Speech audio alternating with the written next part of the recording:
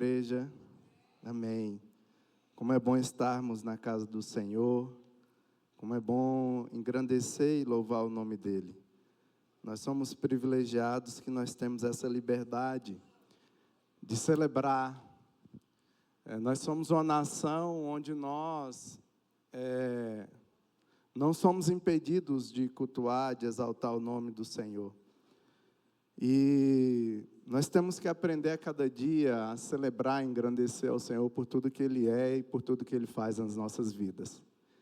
E nesses dias nós temos agradecido ao Senhor, temos celebrado por 9 anos de ministério.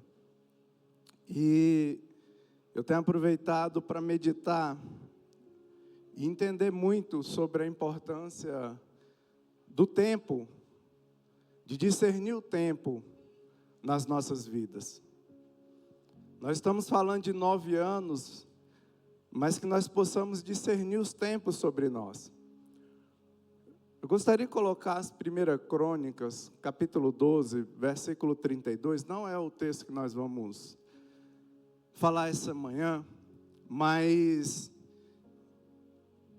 aqui fala sobre a importância de nós discernirmos os tempos. Nos diz assim, 1 Crônicas 12, 32. Dos filhos de Issacar, conhecedores da época, para saberem o que Israel devia fazer, 200 chefes e todos os seus irmãos sob as suas ordens. Não, pode voltar, é só o 32. Acha uma versão que fala conhecedores ou pessoas que discerniam o tempo. Consegue? Eu acho que na minha versão aqui está. Na minha versão ela diz assim: dos descendentes de Issacar, homens que entendiam os tempos e sabiam o que Israel deviam fazer. Havia 200 líderes e todos os seus companheiros estavam sob o seu comando. Que nos fala que esses homens, eles sabiam discernir os tempos e sabiam o que Israel tinha que fazer. Mas o que é discernir o tempo? O que é conhecer o tempo? Em Eclesiastes, capítulo 3, no versículo 1, diz que tudo tem o seu tempo certo, tem um tempo determinado, é um tempo para todo propósito debaixo do céu. Existe um tempo para todas as coisas. Quando nós falamos de discernir o tempo, nós vamos entender que existe um tempo de plantar e um tempo de colher. Um tempo de abraçar e um tempo de afastar de abraçar. Existe um tempo para cada coisa debaixo da terra. E cada coisa está no seu devido tempo. Quando nós observamos esses 9 anos de ministérios e começamos a analisar, nós temos 2 perspectivas que nós temos que observar. A primeira perspectiva é na perspectiva quando a Bíblia fala de observar o tempo.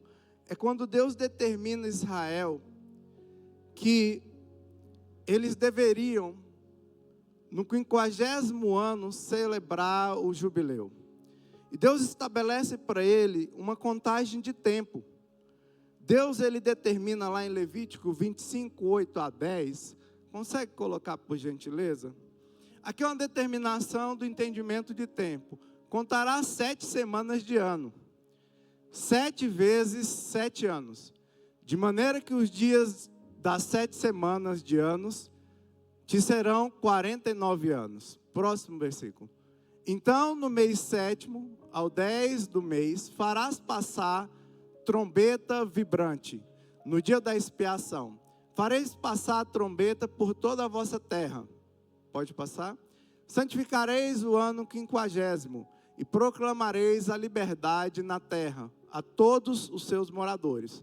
Ano de jubileu vos será, e tornareis cada um a sua possessão, e cada um a sua família. Aqui é quando Deus estabelece que Israel deveria observar e contar de 7 em 7 anos. 6 anos Israel iria dedicar a trabalhar a terra, a produzir aquela terra, a frutificar naquela terra. Mas no 7º ano ele iria descansar.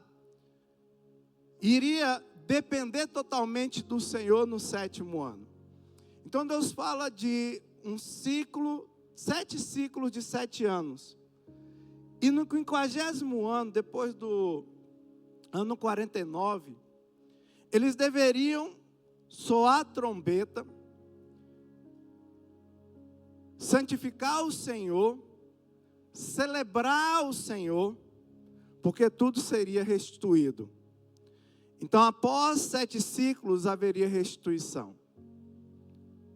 Não é diferente também quando Deus estabelece essa contagem de tempo, em outro momento em Gênesis capítulo 1, na criação.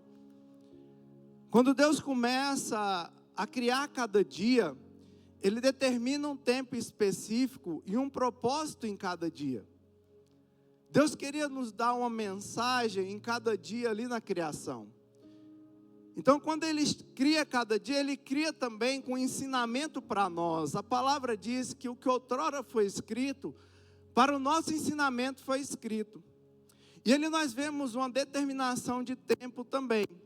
Quando nós lemos lá do versículo 1 ao versículo 5, nós vemos Deus criando a luz e fazendo separação entre luz e trevas. O primeiro dia nos ensina que o primeiro momento da nossa vida é um momento onde Deus traz clareza do propósito que Ele tem para nós. É o que Ele separa das nossas vidas aquilo que não é dEle e aquilo que é dEle. Então, quando nós falamos de primeiro, nós estamos falando de iluminação do nosso entendimento e clareza daquilo que Ele quer fazer por nós. Então, quando nós, e Deus continua, no segundo dia, o que Deus faz no segundo dia? Ele faz o firmamento, Ele faz os céus, e faz separação de águas e águas. Aqui está falando de, primeiro, Deus quer nos ensinar no segundo dia o estabelecimento de coisas. A separação, a divisão de coisas que precisam ser separadas. E só assim virá a firmeza do Senhor. Ele está falando de construir algo para nós. Quando nós olhamos para os dias, nós olhamos 6 dias de trabalho e o 7º dia o Senhor descansou. Nos ensina que há um tempo onde nós temos que nos dedicar, nos empenhar, mas existe também o tempo do Senhor. Quando nós fazemos a junção desses 2 tempos, do jubileu e da formação dos dias, nós percebemos que Deus, Ele quer nos ensinar em ciclo que nós vivemos. E nós, enquanto ministérios, nós entramos no segundo ciclo de 7 anos. O que significa isso? O 7 representa a totalidade de Deus, a plenitude de Deus. Nós estamos no 9º ano, ou no 2º ano do segundo ciclo de 7 anos. E Deus quer nos ensinar, nesse ano, a termos firmeza nele. Mas o 7º ano também, o 2º ano do 7º período de ano, é também um período onde nós estamos preparando. O 2º dia foi a preparação para o que viria no 3º. A terra só passou a produzir depois do que se formou no 3º. Então, o 2º ano é a preparação do que se virá. Deus tem nos preparado para aquilo que nos virá. Eu não sei o que você tem passado na sua vida, mas nós estamos debaixo de uma unção de preparação pelo extraordinário que virá. Pelo aquilo que Ele vai fazer, que nós nem imaginamos, que no nosso entendimento nós não conseguimos compreender, mas Ele já sabe. Esse é o tempo que nós temos que discernir. E nessa manhã nós vamos falar justamente sobre isso. Sobre o tempo que nós estamos vivendo, mas especialmente que a esperança renasce em meio às circunstâncias adversas. Ainda há esperança. No livro de Coríntios diz que ainda permanece a fé, a esperança e o amor. Abra sua Bíblia no livro de Jeremias, capítulo 33. Nós vamos meditar do versículo 1 ao versículo 3.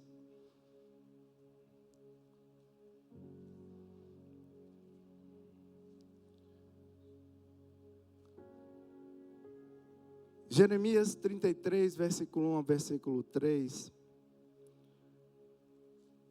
nos diz assim: veio a palavra do Senhor a Jeremias, pela segunda vez, diga, segunda vez, estando ele ainda preso no pátio da guarda. Assim diz o Senhor que faz isto, o Senhor que forma isto, para o estabelecer. O Senhor é o seu nome. Clama a mim, e eu te responderei. E anunciarei coisas grandes e ocultas que não sabes. Amém? Queridos, há uma versão que diz invoca-me. Depois nós vamos refletir um pouco sobre essa expressão que é dita no início do versículo 3. Mas aqui, antes de nós aprofundarmos no texto, nós precisamos entender o cenário. Diga para o seu irmão assim: sempre existe um cenário. Sempre existe uma situação. Enquanto nós estivermos vivos, sempre vai haver. Não tem como mudar isso. Então tinha um cenário que Jeremias estava inserido. Qual o cenário que Jeremias estava inserido? Jeremias estava preso, ele estava cativo. Ele foi preso por quê? Porque Zedequias, o rei de Israel, não gostava das profecias que Jeremias trazia. Porque falavam que Israel seria entregue para a Babilônia, para o rei Nabucodonosor, e eles ficariam em exílio. Existiam vários outros profetas que profetizavam que Israel venceria a guerra contra a Babilônia. Existiam profetas que falavam aquilo que o povo queria ouvir.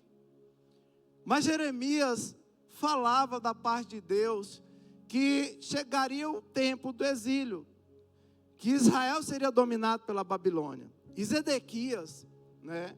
É interessante a gente entender que Zedequias é o 5º rei que Jeremias profetiza no tempo do seu reinado. E nós não vamos detalhar, mas cada rei tem um simbolismo de tempo, representa um tempo sobre a vida do povo de Israel.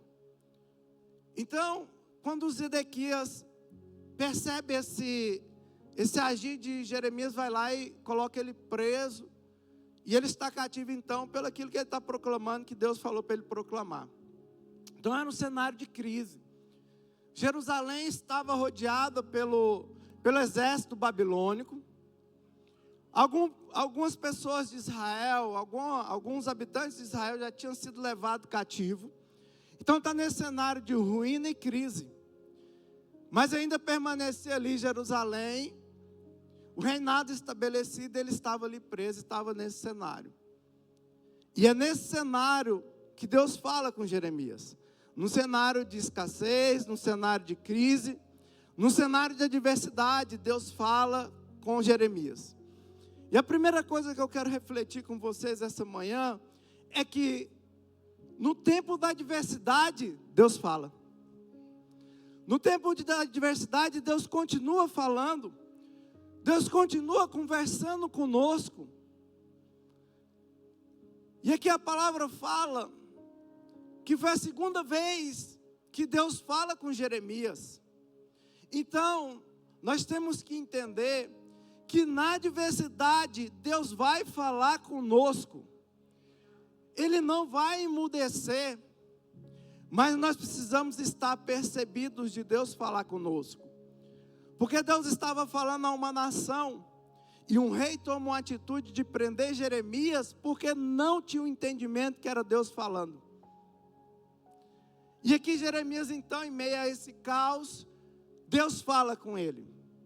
E eu quero refletir que aqui o texto diz que foi pela segunda vez. Então qual foi a primeira vez que que nesse contexto Deus falou com Jeremias? Segunda vez que Deus fala com Jeremias está no capítulo anterior, no capítulo 32. Nós vamos ler do versículo 6 ao 15. É a primeira vez que Deus fala com Jeremias nesse contexto de prisão. Nesse contexto em que ele está enclausulado. A primeira vez é aqui no capítulo 32. A partir do versículo 6. Que diz assim: disse Jeremias: veio a minha palavra do Senhor. Ananel, filho de Salum, teu tio, virá a ti e dirá: compra o meu campo que está em Anatote, pois, como parente mais próximo, tens o direito e o dever de comprá-lo. Veio, pois, a mim Ananel, filho de meu tio, segundo a palavra do Senhor, ao pátio da guarda. Onde Jeremias estava? No pátio da guarda, preso. Então, foi até a prisão ter com Jeremias. E me disse: compra o meu campo que está em Anatote, na terra de Benjamim, visto que é teu direito de herança e tens o resgate, compra-o para ti. Então eu entendi que isto era a palavra do Senhor. De modo que comprei o campo de Ananel, filho do meu tio, qual está em Anatote, e pesei-lhe o dinheiro, 17 siclos de prata. Assinei a escritura e a selei. Chamei testemunhas e passei-lhes o dinheiro numa balança. Pesei-lhes o dinheiro numa balança. Tomei a escritura da compra, tanto a selada conforme a lei e os estatutos, como a cópia aberta. Dei a Baruque, filho de Erias, filho de Maceias, perante os olhos de Ananel, filho do meu tio, e perante os olhos de testemunhas, que assinaram a escritura da compra, e perante os olhos de todos os judeus que se assentavam no pátio da guarda. Dei ordem a Baruque, perante os olhos deles, dizendo: assim diz o Senhor dos exércitos, o Senhor de Israel: toma essa escritura de compra, tanto a selada como a aberta, e coloca-as em um vaso de barro, para que possam conservar muitos dias. Pois assim diz o Senhor dos exércitos, o Deus de Israel: ainda se comprarão casas e campos e vinhas nessa terra. Primeira vez que Deus fala com Jeremias, nesse cenário de crise, é para dar uma determinação para Jeremias. Para falar para Jeremias comprar um campo em uma cidade chamada Anatote. É a primeira vez que Deus fala no período da crise. Antes da gente aprofundar um pouco, eu quero liberar algo na sua vida. Que mesmo no tempo da adversidade, Deus vai te dar riquezas para comprar coisas que você nem imagina. Enquanto a adversidade para alguns fala de escassez, na ótica de Deus, a adversidade fala de abundância. Não tem como tentar compreender Deus, porque para Deus também o maior que serve. Na nossa ótica humana, maior que é servido. Então a ótica de Deus é diferente da nossa. Então a primeira coisa, Deus chama Jeremias e fala: olha, compra um campo em Anatote. Para nós, rolezinho básico, pá, né? Tem verba, né? Tem plata, né? Tem dinheiro. Vou lá comprar, né? Só que o que era Anatote? Era a cidade de origem de Jeremias.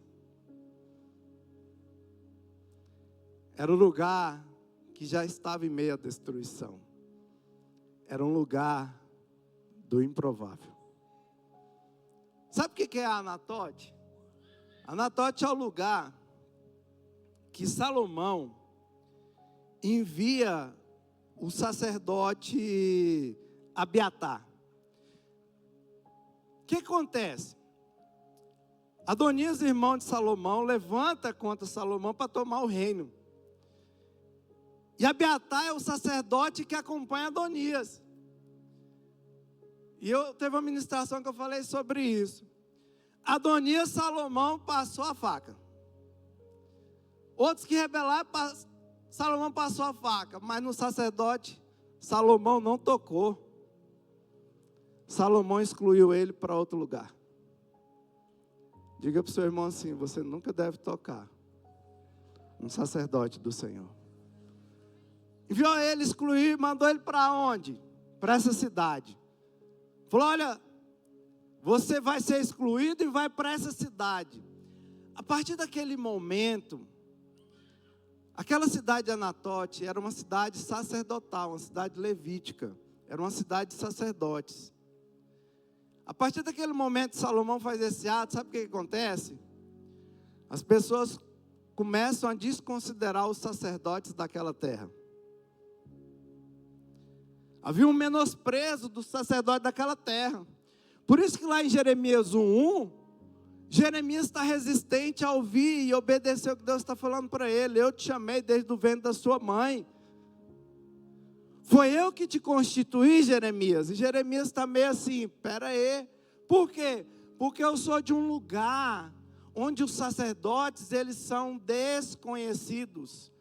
Onde os sacerdotes, eles são improváveis. É dali que eu sou. Como que o Senhor está mandando eu falar para Israel? Porque a nata do sacerdócio estava onde? De Jerusalém. De Jerusalém que estava ali a elite sacerdotal. Porque de Jerusalém vem a palavra, diz a Bíblia. De Sião virá a lei, e de Jerusalém a palavra.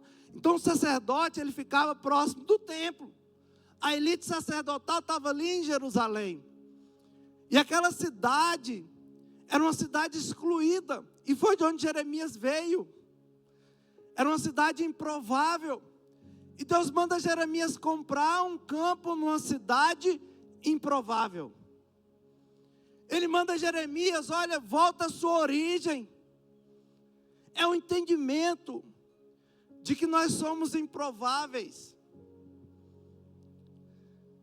Não tem nada em nós que favorece o mover e o agir de Deus, a não ser a sua eterna e maravilhosa graça.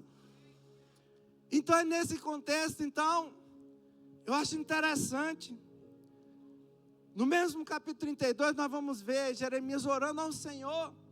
E Jeremias tem um ato de fazer a compra. Ele compra o campo, paga por ele, faz um ato profético. Deus fala: olha, semeou aqui essa escritura como um sinônimo que nessa terra vão voltar a comprar campo, vão voltar a prosperar, vai voltar a ser um lugar abundante. Ele faz tudo isso. Aí você vê, Jeremias vai orar. E Jeremias, ele ora falando da grandeza do Senhor, que Deus é maravilhoso, mas Jeremias estava meio sem entender. Que movimento é esse? Comprar esse campo neste lugar, para que isso? Eu conheço, eu sei lá. Eu sei como que está aquela realidade. Mas como que eu vou comprar um campo ali? Ele estava em conflito nesse entendimento do porquê fazer isso. Mas Jeremias teve um ato de fé. Jeremias obedeceu. O segundo aspecto que nós entendemos é que a obediência está estruturada na fé e vem antes do entendimento. Quantas coisas nós temos passado que nós não entendemos. Mas Deus está falando para nós: creia, me obedeça. Nós não obedecemos porque nós entendemos. Nós não obedecemos porque nós sabemos que vai acontecer algo. Nós obedecemos porque nós cremos que Ele é fiel. Nós obedecemos porque primeiro Ele fez. Não existe outro caminho. Se nós queremos o extraordinário de Deus, comece em obedecermos ao Senhor. Jeremias obedece. Mas o que significa Anatote? Pergunta para o seu irmão: o que significa isso? Diga para ele: lugar de respostas.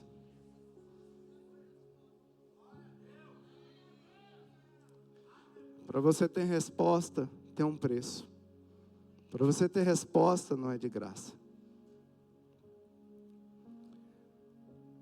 Deus manda Jeremias comprar o lugar de respostas.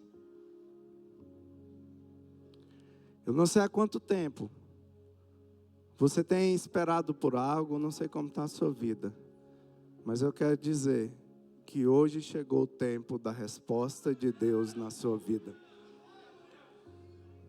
Era um lugar de resposta. Antes, não havia o que Deus vai falar para Jeremias. Primeiro você tem que obedecer para você obter as respostas. E teu entendimento também que existe Deuteronômio 29, 29. Há mistério que só pertence a Deus e não aos homens. Não fica querendo entender tudo que acontece na sua vida. Entenda que o Senhor é Senhor e pronto. E aí, depois disso, entra então em Jeremias 33. Que aí Deus começa a falar algo extraordinário com Jeremias, que está especificamente no versículo 2 e no versículo 3. Que diz assim: assim diz o Senhor que faz isto, o Senhor que forma para estabelecer, o Senhor é o seu nome. Clama a mim e te responderei. Anunciei coisas grandes e ocultas que não sabes. Aqui nós entramos que a busca pelo Senhor vai nos revelar o impossível. Olha que interessante. No versículo 2, Deus revela quem é Ele. Quando Ele volta a palavra, fala a segunda vez com Jeremias. A primeira vez é para quê? Diga assim, dá uma determinação. A segunda vez é para declarar o milagre ali. Primeiro, Deus determina a obediência. Segundo, Ele começa falando e fala para Jeremias. E aí Ele começa a dizer: se revelar, Jeremias, Senhor que primeiro faz. Em hebraico, Osherá. Aquele que faz, que cria, que executa. Tudo o que foi feito por Ele. Sem Ele, nada do que existe, existiria. É o Senhor que faz todas as coisas. É o Senhor que determina que cada dia comece, que cada dia termina. É o Senhor que determina tudo na nossa vida, pois Ele é quem faz. A primeira mensagem que Deus dá para Jeremias é isso: eu sou o Senhor que faz. Pensa assim, gente. Nós somos uma nação que a gente não é uma nação conflituosa, a gente não vive em guerra. Então a gente não conhece cenário de guerra, a gente imagina cenário de guerra. Às vezes a gente pensa por ver, assistir a televisão, lá, o noticiário, a gente vê outros países em guerra e a gente sabe o que é cenário de guerra, a gente não sabe. Porque a gente não vivenciou, a gente não experienciou. Você sabe daquilo que você vivencia, daquilo que você experiencia. Se você não passou pela experiência, você não consegue mensurar o que o outro está passando. Porque você não viveu ela. Pensa assim, Jeremias num cenário de guerra, onde estou preso, cara, vai ter uma guerra, eu ainda estou preso, não dá nem para correr. Né? Começou a guerra, pode fugir, né? Pode guerrear ou fugir, né? Ele não tinha nessa opção que ele estava preso, ele estava em cadeias. Olha o cenário ali, de tudo destruído. E Deus traz a memória dele: eu sou o Senhor que faz. Com tudo certinho, crer que Deus faz é uma coisa. Tudo nos conforme, se olhar e falar assim: Deus vai fazer, conta está cheia, né? agora na adversidade você crê que o Senhor que faz aí, que é o movimento importante que Deus faz na nossa vida. E precisa de fé. Então primeiro Deus se apresenta como quem faz. Não importa o que você está passando, é Deus que faz. Salmos diz que o Senhor é quem edifica a casa. É o Senhor que vigia a cidade. É o Senhor que faz todas as coisas, todos os dias. Que dá aos seus amados enquanto dorme. Inútil é acordar cedo, dormir tarde. Aos seus amados Ele dá enquanto dorme. É Ele que faz todas as coisas. E aí nós vamos para o segundo. Aí ele fala assim: o Senhor que forma. E outro será. O Senhor que modela como oleiro. Primeiro ele apresenta que ele tem todo o poder, ele tem toda a autoridade, ele tem um domínio sobre tudo, ele é o Criador, ele é o soberano, mas ele é o Senhor que forma. Em todos os dias Deus está nos formando, está nos forjando, está nos moldando, para que nós sejamos a semelhança de Cristo em todas as coisas. Para que nós tenhamos a mesma convicção que existia em Jesus, que Ele, o Pai, é um, para que nós sejamos também um com o Senhor. Então, ele fala para Jeremias: eu estou formando, porque estava num tempo onde Deus estava forjando o caráter e as atitudes de Israel. E o quanto que Deus tem paciência, quanto que Deus tem misericórdia. O povo estava, né? Você começa ali lendo a Bíblia, começa ali 1 Reis, o trem começa ali um levanta e um cai, né? Um rei segue a Deus, outro rei não segue, começa ali, né, uma inconsistência ali, vai. E Deus com misericórdia, com perdão, Ele fala: sou eu que formo. Então Deus usa a adversidade também para nos forjar e nos formar. E Ele também é o Senhor que estabelece, que firma, que fundamenta. Então primeiro Deus revela que Ele faz, segundo Ele vai nos formar, e depois Ele vai nos firmar e nos estabelecer no propósito e no que Ele tem para as nossas vidas. Deus primeiro se revela, e aí depois que Deus vai falar e dar o direcionamento, primeiro nós entendemos quem é Deus, para depois nós entendermos o direcionamento do Senhor. Sabe por que existem pessoas que têm dificuldade de seguir o que Deus fala? É porque ainda não tem o entendimento de quem é Deus. Então nós precisamos, para ir para o próximo passo, ter a revelação de quem é Deus. E aí ele fala: olha, clama a mim e eu responderei, te anunciarei coisas grandes e fortificadas que não conheces. Primeiro passo, Deus convida a clamar intensamente. Aqui não é apenas uma oração, mas no original essa palavra ela representa dependência de Deus, é o clamar dependendo do Senhor. É um clamor com intensidade, onde eu sei que se não for o agir de Deus, nada vai acontecer. É um clamor sabendo que tudo vem dEle, tudo é por Ele, tudo é para Ele. É esse clamor que Ele nos convida. E Ele fala: olha, clama a mim.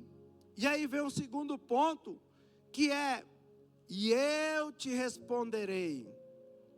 Esse responder é um responder no íntimo, no pessoal.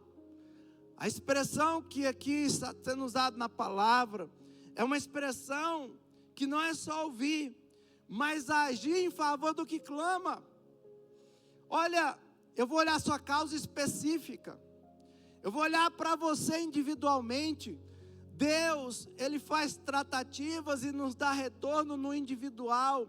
Quando nós clamamos Ele, Ele vai vir a resposta sobre as nossas vidas. E é isso que Ele fala. E aí algo extraordinário: te anunciarei coisas grandes e ocultas que não sabes. Primeiro, Ele vai nos anunciar coisas grandes e ocultas, coisas extraordinárias, milagrosas, fora da nossa capacidade humana. É algo muito mais profundo. Ele vai nos fazer, e aí a expressão, eu anotei aqui uma expressão que ele usa nesse texto, que significa literalmente, lugares fortificados e inacessíveis, escondidos. O oculto aqui é Deus nos revelar lugares que é impossível ser acessado. Na cultura hebraica, ela existe a cidade que era fortificada, que é uma cidade que não poderia ser atingida, ninguém poderia acessar se não houvesse liberação. Quando Deus fala de nos revelar isso, só é possível por meio do sacrifício de Jesus. Nós só chegamos nesse lugar pelo sangue de Jesus. Quando Jesus morreu por nós, Ele nos deu o direito de chegar nesse lugar, de receber essa revelação profunda de Deus. E no final diz assim, que não sabes. Esse saber, esse conhecer é um pouco diferente do que nós conhecemos.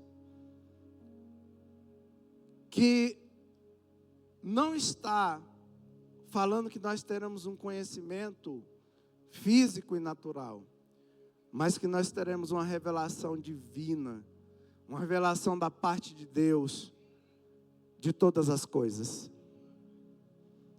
Queridos, quando nós clamamos ao Senhor, Ele nos dá essa revelação. Eu não sei o que você tem clamado nesses dias, eu não sei o que você tem buscado nesses dias, mas eu tenho convicção que Deus quer te levar a um novo nível de entendimento. Eu sei que Deus quer te levar a um novo nível de compreensão do que Ele quer fazer na sua vida.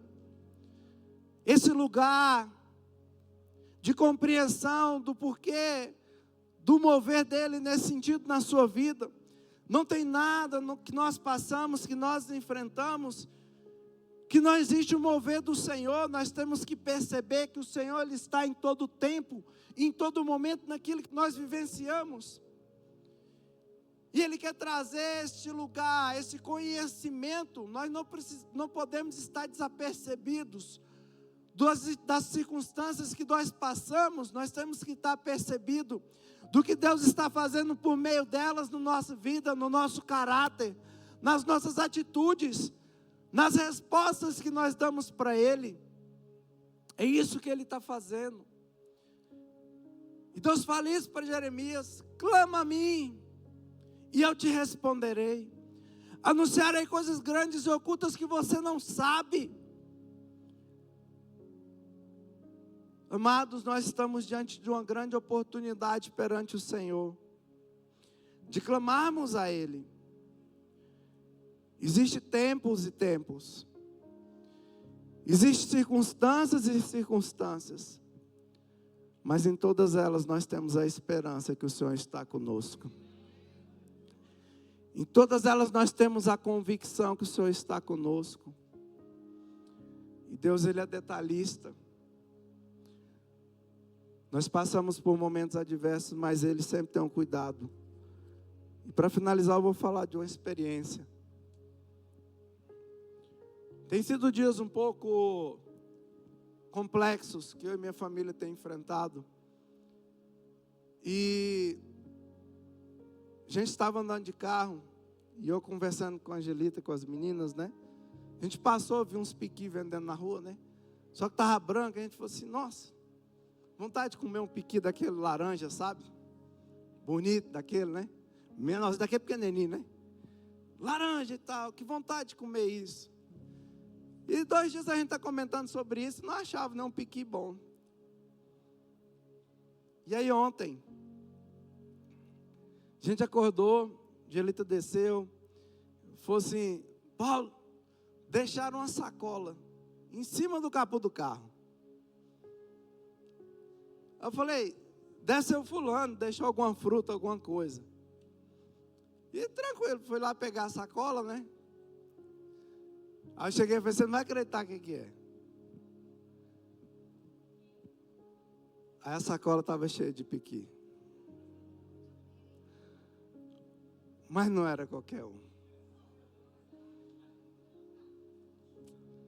Se Deus cuida de um piqui, não vai cuidar da coisa complexa que acontece na sua vida? Aquele que foi fiel para ressuscitar dentro dos mortos, ele está hoje aqui. Nem a morte o conteve. Nada o conteve. E esse Deus, ele está aqui. Ele está nos dizendo: clama a mim. Ah, pastor, mas tem anos já que eu clamo e nada acontece. Nosso tempo é diferente do tempo de Deus. Clama a mim. Hoje Deus quer te levar num lugar de respostas. Eu não sei o que você precisa de resposta nesta manhã, mas é um tempo de resposta. Deus tem movido no nosso meio de uma forma diferente. E eu gostaria que você ficasse de pé.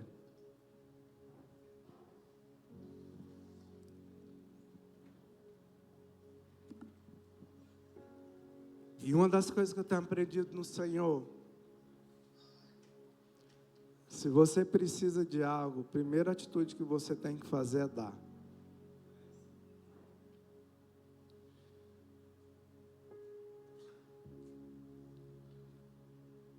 Se você tem necessidade de algo, nós estamos ali na oração, e Deus tem uma forma de agir de maneira extraordinária, irmão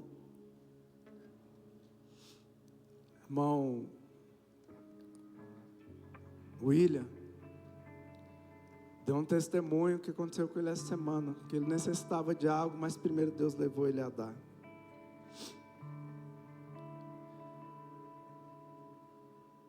Nós vamos ouvir uma canção. Enquanto essa canção toca, eu gostaria que você se aproximasse de alguém.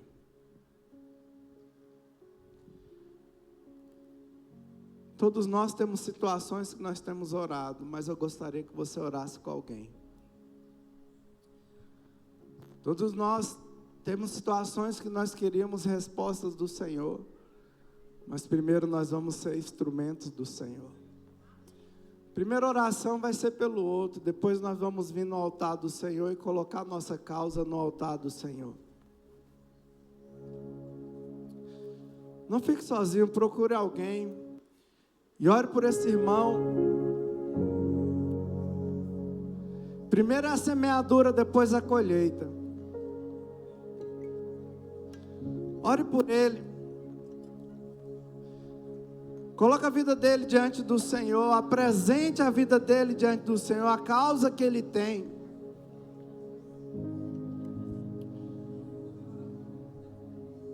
Mas ore na intensidade como se fosse para você. Ore como se fosse o que você necessita receber do Senhor.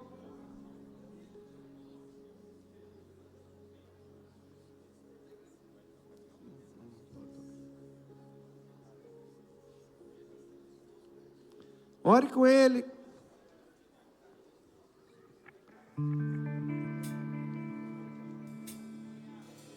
Ore com ele. Oh Senhor Deus, Tu não mudas, Senhor. O Senhor que constituiu todas as coisas. Tu estás desde o princípio. E Tu estás, ó Pai, em todo o tempo.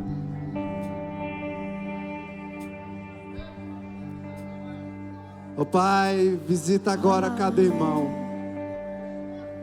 Contra Ti, contra o seu pecado. Ó Deus, Tu sabe as causas aqui, ó Deus, eu quero apresentar diante do Senhor toda a situação, ó Pai, que cada um tem passado.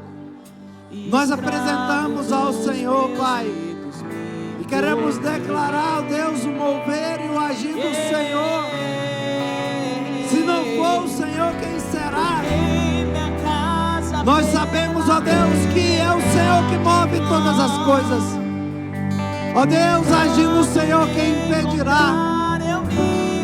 Nós queremos declarar, ó Deus, que há um tempo, ó Deus, de respostas.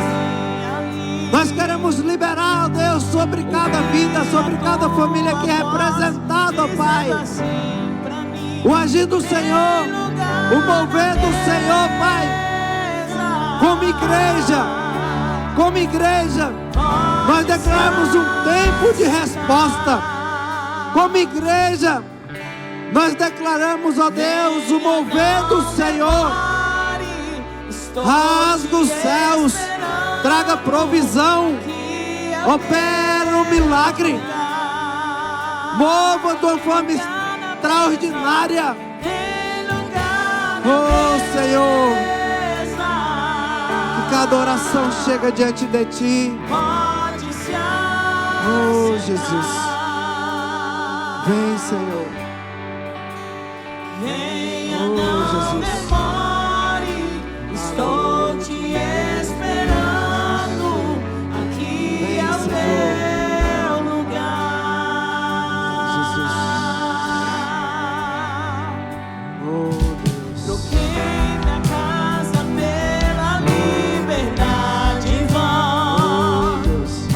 Tentando me encontrar, eu me perdi. E quando eu pensei que era o fim ali, ouvi a tua voz dizendo assim pra mim: tem lugar na mesa, pode se assentar. Venha, não demore, estou te esperando. Aqui é o meu lugar. Você que já orou, tem alguma situação que você está passando, uma adversidade que você está enfrentando, e você olha e fala assim: está complexo, está complicado. Gostaria que você viesse aqui, mas numa atitude diferente, num ato profético. Você vai vir agradecendo ao Senhor, exaltando o nome do Senhor, crendo que aquele que começou a boa obra, Ele vai concluir. Não numa expectativa de que será que vai acontecer, não. Numa expectativa de dizer: eu quero te agradecer, eu quero te louvar, porque tudo que eu passo, o Senhor está comigo. Eu quero te agradecer porque eu tenho um Senhor. Eu quero te agradecer porque Tu és Deus. É nesse espírito que você vai vir. Um clamor de gratidão, um clamor de agradecer ao Senhor, porque independente do que acontece nas nossas vidas, Ele está conosco. E é isso que importa. Não importa se seja uma doença, não importa se seja uma condição financeira, importa que Ele é Deus. Agradeça ao Senhor, se prostre diante dEle e fala: Senhor, eu coloco minhas causas diante de Ti. E à medida que você vai agradecendo, eu quero declarar que Deus vai vir com a presença de renovo sobre a sua vida, uma restauração de esperança na sua vida. Não cerre seus lábios neste momento.